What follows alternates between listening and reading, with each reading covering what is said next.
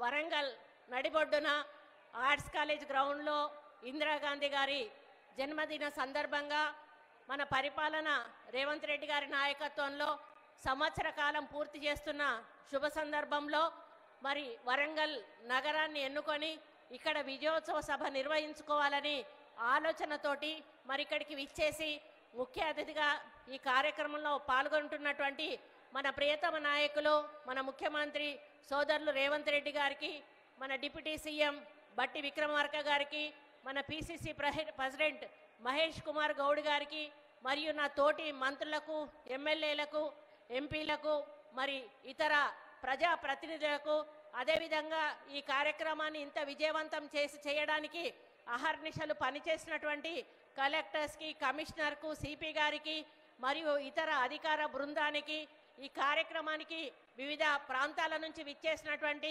మహిళా సోదరీమణులకు, నాయకులకు, కార్యకర్తలకు, పత్రికా సోదరులకు, ప్రముఖులందరికీ కూడా నా యొక్క హృదయపూర్వక నమస్కారం. మరి ఈరోజు నాకు ఏం మాట్లాడాలో అర్థం కావడం లేదు. ఎందుకంటే నేను 30 సంవత్సరాల నా రాజకీయ జీవితంలో చాలామంది ముఖ్యమంత్రులను చూశాను. అందులో ముఖ్యంగా నేను అందరికంటే అభిమానించేటువంటి నాయకుడు రాజశేఖర రెడ్డి గారు. రాజశేఖర రెడ్డి గారి తర్వాత అత్యంత అభిమానించే నాయకుడు ఎవరంటే రేవంత్ రెడ్డి గారు అని చెప్పి నేను మరి పబ్లిక్గా నేను చెప్తా ఉన్నాను.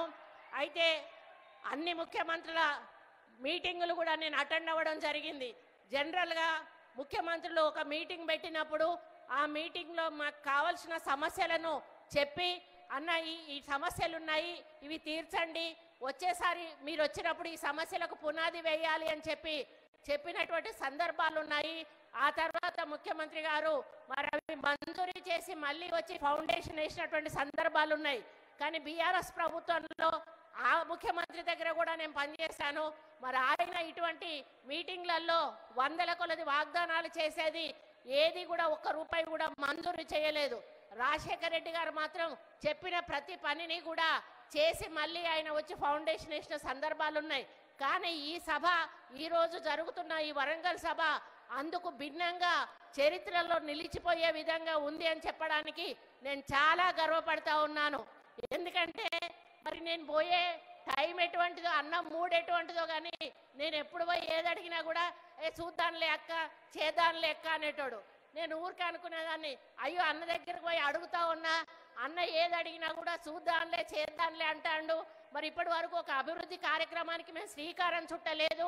మరి ప్రజలకు మేము ఏ విధంగా సమాధానం చెప్పుకోవాలని పదే పదే నేను మదన పడతా ఉండేదాన్ని. కాకపోతే ఆయనతో ఎప్పుడు వెహికల్లో ఎక్కినప్పుడు కూడా ఆయన ఒకటే మాట చెప్పేవాడు, అక్క హైదరాబాదు మనం ఏమీ చెయ్యలేము, కానీ వరంగల్ నగరాన్ని మాత్రం మనం ఏ విధంగా అంటే ఆ విధంగా రూపుదిద్దుకునే అవకాశం ఉంది. కాబట్టి వరంగల్ని ఎన్ని ఫండ్స్ అయినా కూడా ఇచ్చి ఒక మంచి పట్టణంగా తీర్చిదిద్దడానికి మన వంతు సహాయం సహకారం తప్పకుండా ప్రభుత్వం నుంచి ఉంటుంది. దానికి మాస్టర్ ప్లాన్ అనేది చెయ్యాలి అని వారు కోరడం జరిగింది. మరి మా ఇన్ఛార్జ్ మినిస్టర్ శ్రీనివాసరెడ్డి గారు ఇక ఆయన పట్టుకున్నాడంటే ఉడుపు పట్టే వదిలిపెట్టాడు.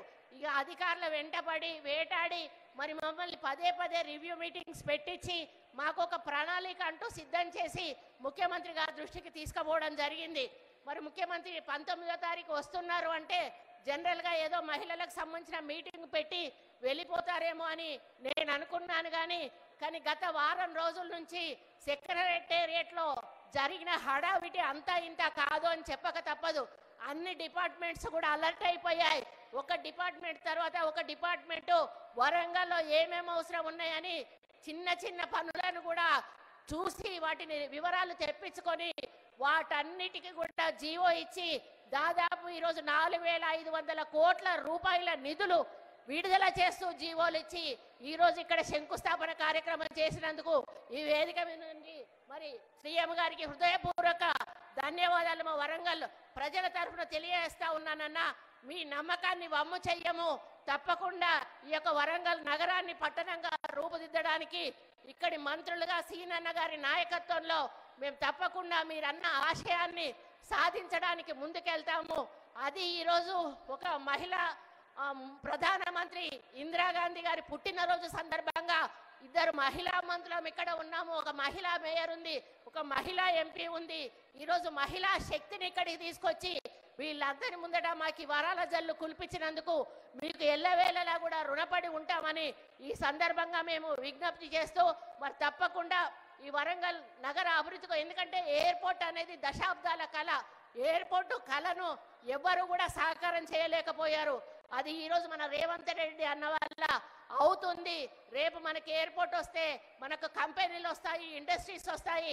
ఇటు కరీంనగర్ సైడ్ కానీ, ఇటు ఖమ్మం సైడ్ కానీ, ఇటు హైదరాబాద్ సైడ్ కానీ విపరీతమైనటువంటి మనకి ఇండస్ట్రీస్ వచ్చినప్పుడు మన పిల్లలకు ఉద్యోగాలు వస్తాయి, మనము ఆర్థికంగా బాగుపడతాము.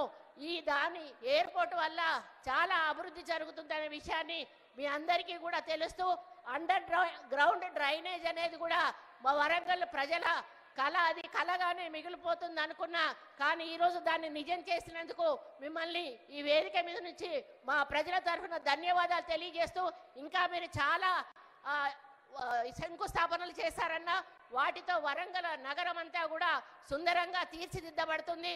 వాటన్నిటిని కూడా దగ్గరుండి నాణ్యమైన పనులతో అవినీతి జరగకుండా ముందుకు తీసుకుపోయే విధంగా అధికారులతో మేము కమ్యూనికేట్ చేసుకొని మా ఇన్ఛార్జ్ మినిస్టర్ గారి నాయకత్వంలో తీసుకెళ్తామని తెలియజేసుకుంటూ, ఇదే ఆదరణ, ఇదే ఆప్యాయత, ఇదే ప్రేమ మా మీద ఎప్పుడు ఉండాలని, మమ్మల్ని ఆశీర్వదిస్తూనే ఉండాలని కోరుకుంటూ, మళ్ళీ మీకు మరి నిధులు విడుదల చేసినందుకు మా బట్టన్నకు పాపం బట్టన్న వెనకాల పడతా ఉంటా, అన్న 1 రూపాయి కూడా ఇవ్వని, పాపం బట్టన్న కూడా ఈరోజు 4,500 కోట్ల రూపాయలు విడుదల చేసినందుకు వారికి కూడా వేదిక మీద నుంచి ప్రత్యేక ధన్యవాదాలు తెలియజేస్తూ మరి సెలవు తీసుకుంటా ఉన్నాను. జై కాంగ్రెస్! రేవంత్ రెడ్డి గారి నాయకత్వం, రేవంత్ రెడ్డి గారి నాయకత్వం! జై కాంగ్రెస్!